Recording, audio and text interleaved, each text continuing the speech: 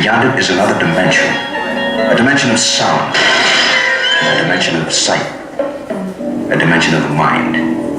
You're moving into a land of both shadow and substance, of things and ideas. You just crossed over into the Twilight Zone.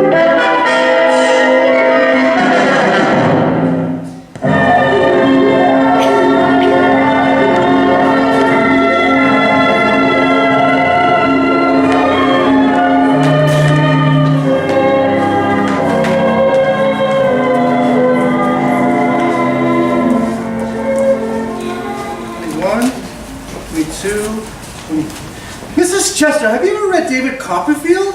How's that? It's a wonderful book. It's this poor little fellow, and his father has passed away. And his mother marries this miserable man named Murdstone. Isn't that a villainous name? Murdstone. Anyway, this Murdstone character has a sister named... Mr. Bemis, you shortchanged me again. You owe me $1. See, there's 24 here, and there should be 25. Oh, I'm sorry, Mrs. Murdstone. Mrs. Chester, I thought there were 5 more, sir, but I've only given you 4. I thought there were 5.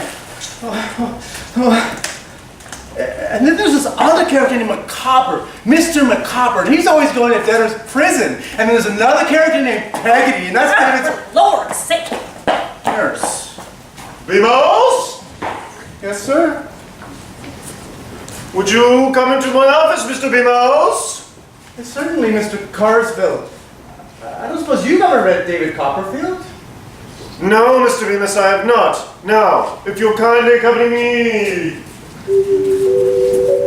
Witness Mr. Henry Bemis, chartered member in the Fraternity of Dreamers. A bookish little man with a passion for the printed page, but conspired against by a bank president and a wife and a world full of tongue cluckers and the unrelenting hands of a clout. But in just a moment, Henry Bemis will enter a world without bank presidents, or wives, or clocks. He'll have a world all to himself, without anyone. Now, Mr. Bemis, I shall arrive at the point. I shall come via the following route. Namely, what constitutes an effective organization? Is a bank teller who knows his job and performs it, aka an organization man who fits within an organization. You, Mr. Bemis, are neither an efficient bank teller nor a proficient employee. You, Mr. Bemis, are a reader. A leader? A reader, Mr. Bemis, a reader of books, magazines, periodicals, newspapers. Oh, I see you in your lunch hour, going down to the basement to the bank vault to read. Ultimatum, Mr. Bemis. Either you stop reading and focus on your job, or you'll find yourself sitting on a park bench, reading from morning till night for want of having a job.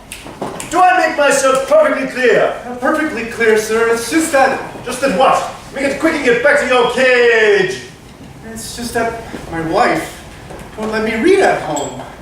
You see, when I get home at night and pick up a newspaper, she yanks it out of my hands. And after dinner, if I want to try to find a magazine, she hides them. Well, I got so desperate that I found myself trying to read the labels on the condiment bottles on the table. She won't even let me use the ketchup.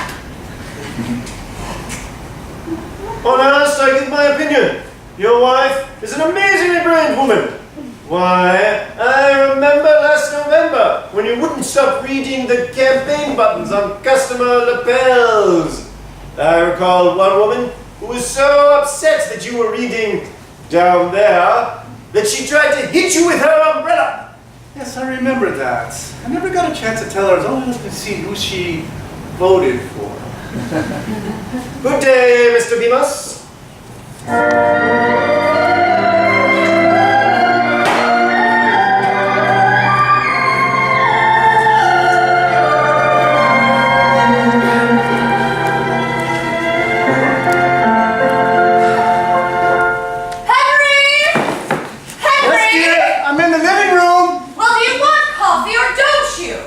No, thank you, dear. Well, then why don't you tell me that instead of sneaking off into the living room to bury yourself in newsprint.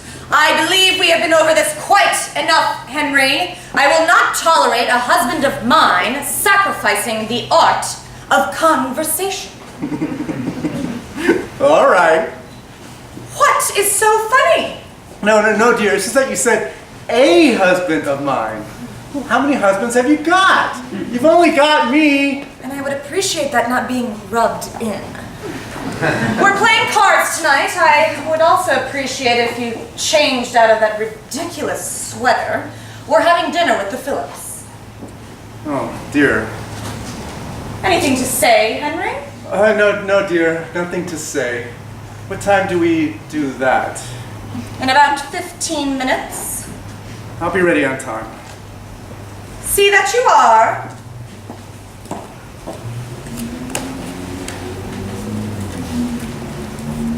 Oh, Henry! Yes, my dear? What have you got, Henry? Got? Got. Nothing, my dear. What is this? What, that? This. Isn't that odd? How did that get in there? I can only hazard a guess. A book of modern poetry. Yours, Henry? Would you like to read me some? Read you some? You mean out loud? From the book? Do you want to? Oh, I would love to. You know, there's some very lovely things in here. There are one or two lovely things from T.S. Eliot, Anna St. Vincent Millay, Carl Sandburg, Robert Frost. Helen, the words are all crossed out. Who did this, Helen? Who do you think?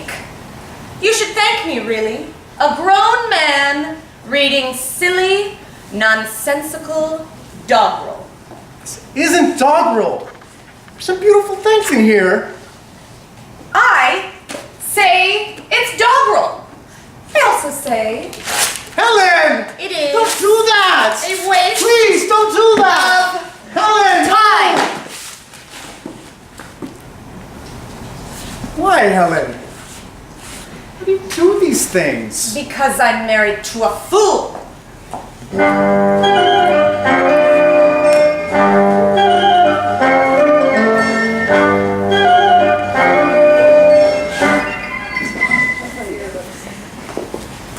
Recording now! I can only tell you this, that, in adherence to duty, a constant remembrance that a bank, like a political office, is a public trust. These things are of the essence. Those things are above all other things, just the qualities I've mentioned. That's my speech for Thursday night banquet. Miss Jackson, would you type that up?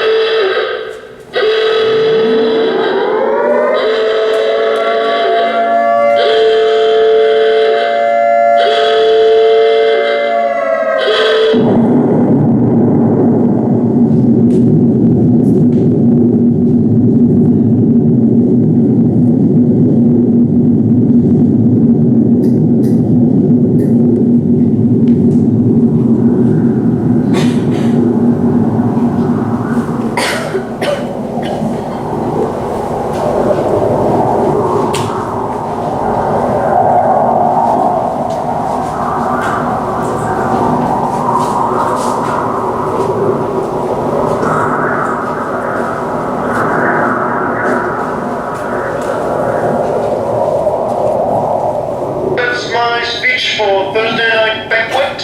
Would you test my speech for Thursday night banquet? Would you test my... Seconds, minutes, hours, they crawl by on hands and knees for Mr. Henry Bemis, who looks for a spark in the ashes of a dead world.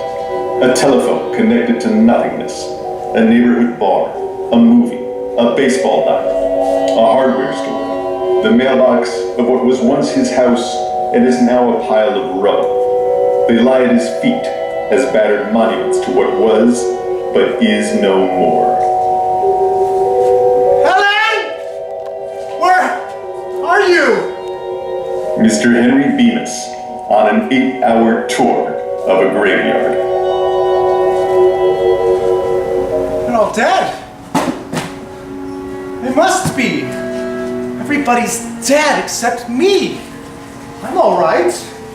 Why am I all right? I was right down in the middle of the vault. I was down in a vault. That's why I'm alive. I was down in the...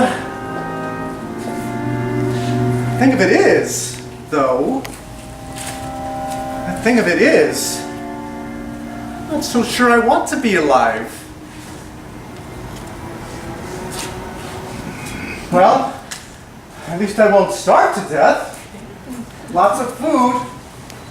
Enough food to last for years and years and years and years. Let's see.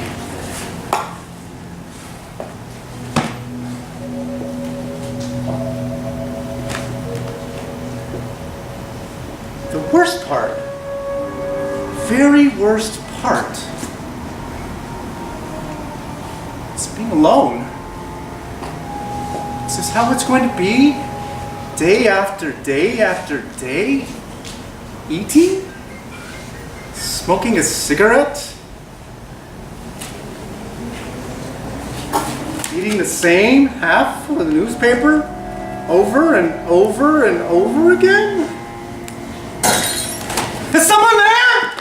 Someone! Please! Someone! No. No, no, no, no, no. It doesn't make any difference. No, it does not. It does not make a bit of difference. This is solitude. I've never had much solitude. I have enough to occupy my mind and my time. I have enough food and really very fortunate. Yes, I'm extremely fortunate. Help! Help! Help! Help! Help! Help! Someone, please! Please, someone! Someone, please! Someone. Just one for the loneliness. Just one for the sameness. Only something to do. Do!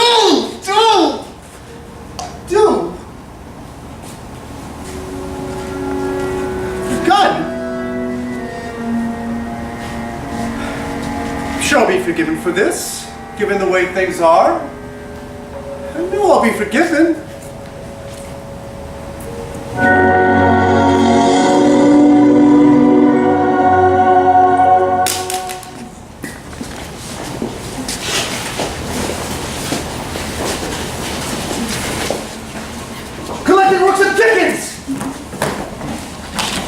Collected works of George Bernard Shaw!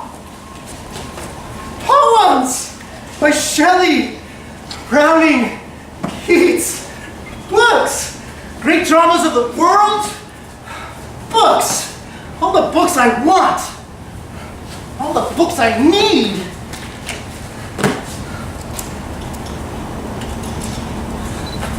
January, February, March, April, May, and the year after that, and the year after that, and the year after that. All the books I want.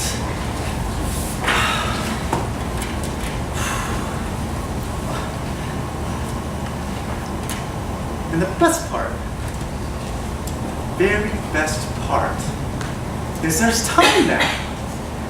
Time. There's time enough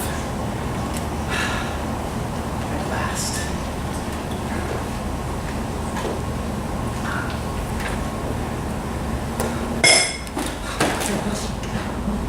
God. No. My glasses. Where are my glasses? My glasses! What are they?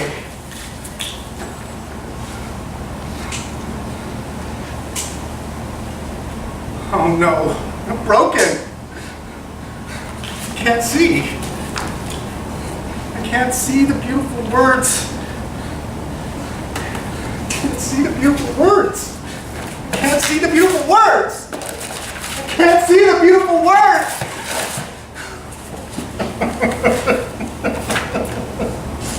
It's not fair. There was time now. It's not fair. There was time now. There was time now. There was time now. The best laid plans of mice and men and Henry Bemis. The small man in the glasses who wanted nothing but time. Henry Bemis, now just a part of a smashed landscape. Just a piece of the rubble. Just a fragment of what man has deeded to himself. Henry Bemis in the Twilight Zone.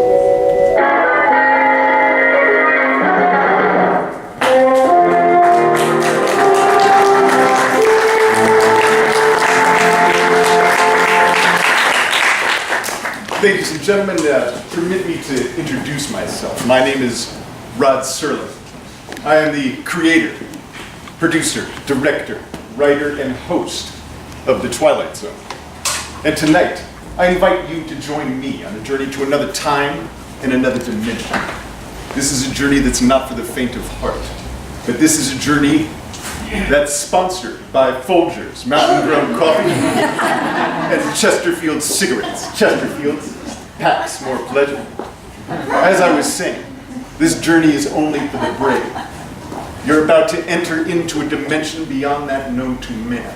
A dimension only a few steps away in the ballroom. Please find yourself a seat and we'll continue our adventure.